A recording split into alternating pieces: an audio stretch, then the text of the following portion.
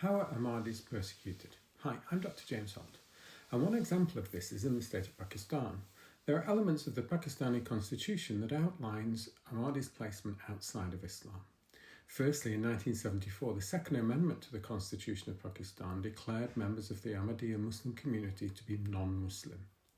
In 1984, Ordinance 20 was added to the Constitution, which effectively restricted the self-identification and religious practice of Ahmadiyya Muslims. Ordinance 20 outlines specific prohibitions against the community. Section 1 of this ordinance is specifically focused on those beliefs of the Ahmadiyya that separate them from the remainder of Islam. These generally focus on the place of the Mahdi and his successors in the Ahmadiyya community, and the use of honorifics that some assume are reserved for the Prophet, his companions and family. Section 2 prohibits Ahmadiyya Muslims from praying. Section 3 suggests that Ahmadis are not Muslim, in the sense that this outlines that the government of Pakistan feel that Ahmadis pose as Muslims and are not so. Each of these offences are punishable by 3 years imprisonment and a fine.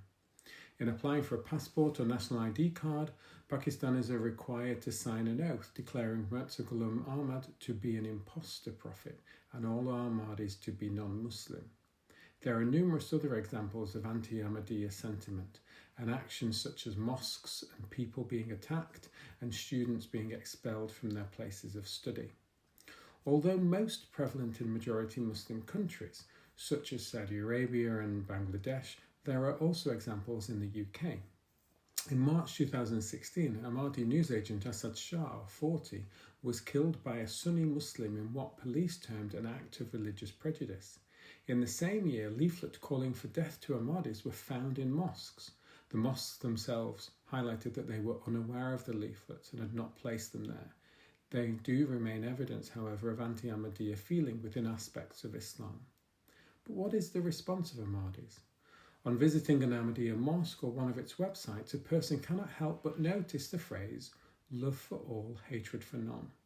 This was first coined by Hazrat Mirza Nasir Ahmad when he laid the foundation stage for the first mosque in Spain in the last 700 years on the 9th of October 1980.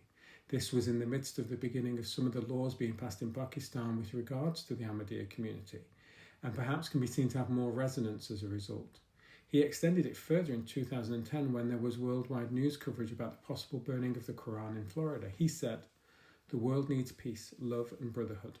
The world needs an end to wars. Instead of walls of hatred being erected, we need peace to prevail, and for this to occur, people of all faiths must join together.